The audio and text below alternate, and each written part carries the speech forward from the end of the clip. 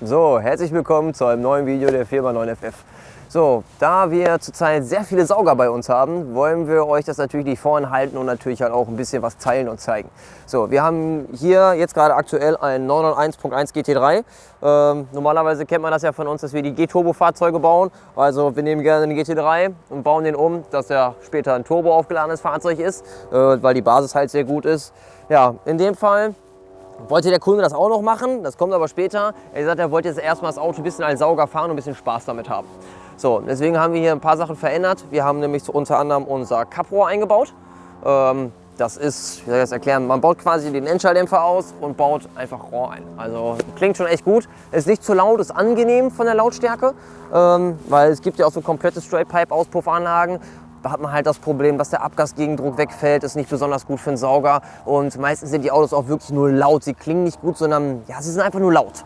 So, und ich würde sagen, da hat man jetzt mit dem Paket eine schöne Lösung. Es ist nicht zu laut, Klang ist klar, Klang klingt echt gut. Nachdem wir Auspuff gemacht haben, haben wir auch eine Softwareoptimierung bei dem Auto gemacht, Motor und Getriebe. Hat halt einfach den Vorteil, dass das Auto schneller schaltet, mehr Kupplungsdruck macht beim Schalten. Er lässt zum Beispiel auch, wenn man losfährt, ist sehr unangenehm, finde ich zumindest. Jeder GT3, man gibt erst Gas, dann baut der ein bisschen Drehzahl auf und dann fängt er langsam an, die Kupplung zu schließen. Ich gehe mal davon aus, dass Porsche so ein Handschaltergefühl imitieren möchte. Hat aber natürlich den Nachteil, dass wenn man mal lange mit einer schleifenden Kupplung fährt, ist natürlich nicht besonders gut für die Kupplung. So, das sind halt solche Sachen, die wir halt ein bisschen anpassen, dass er die Kupplung schneller zumacht, dass er vernünftig losfährt. Und ja, gerade halt unter Volllast das Schalten, das ist richtig so ein Bap, Bap, Bap, ne, dass die Kupplung sofort schließt, dass es auch schneller funktioniert. Und ja, sonst zum Beispiel auch die ganze Unterdruckumschaltung. Haben wir ein bisschen verändert in der Anrockbrücke. Also es fühlt sich schon an, als hätte man oben raus wirklich einen Turbo-Punch. Also man merkt schon, man hat über das ganze Drehzahlband deutlich mehr Drehmoment und halt auch Leistung. Aber gerade oben raus merkt man, dass da kommt noch mal richtig was und das finde ich ist sehr cool. Das war bei dem Auto Serie, finde ich persönlich ein bisschen mau.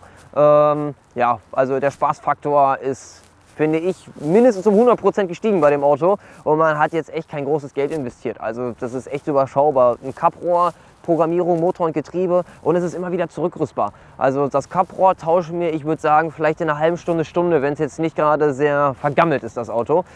Ist zum Glück aber selten beim GT3, da die Autos ja meistens auf der Rennstrecke gefahren wird, wie man bei dem Auto auch unschwer erkennen kann. Eine Steinschlagschutzfolie einmal über das ganze Auto, wenn man sich die Felgen und so mal anguckt, also das Auto wird wirklich benutzt. So, also der Spaßfaktor bei dem Auto ist natürlich deutlich gestiegen, alleine die Klangkulisse ist der Hammer. Wir haben mal so ein paar Aufnahmen gemacht.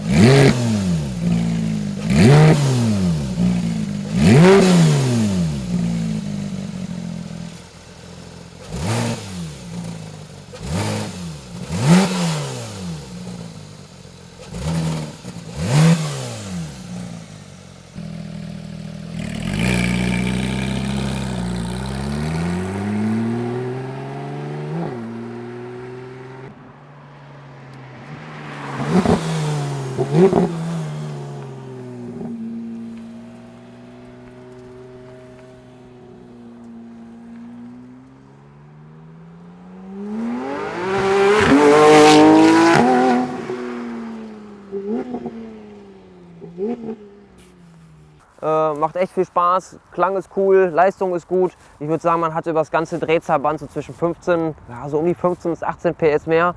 Fast gleiches Drehmoment auch nochmal on top. Also man merkt schon den Leistungsunterschied, definitiv.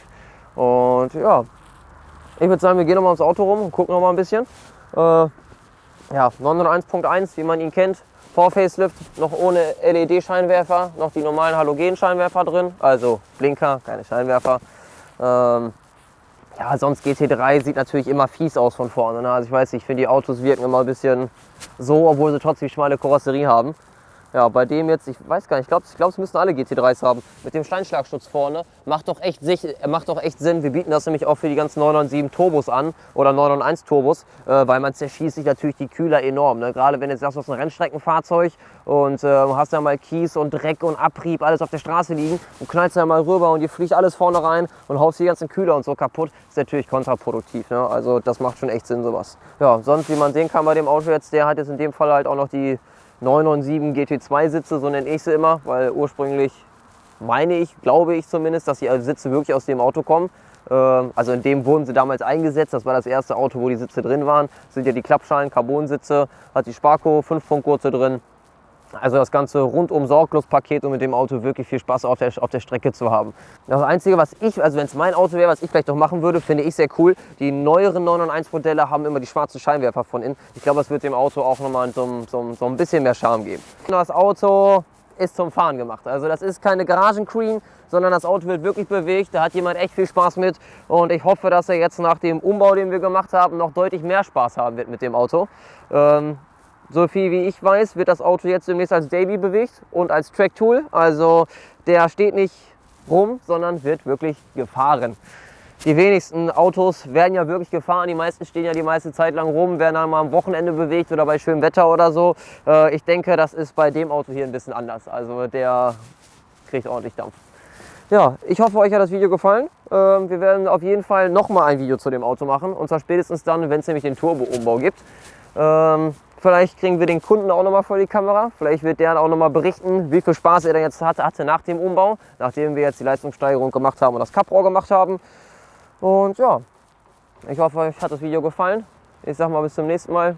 Viel Spaß.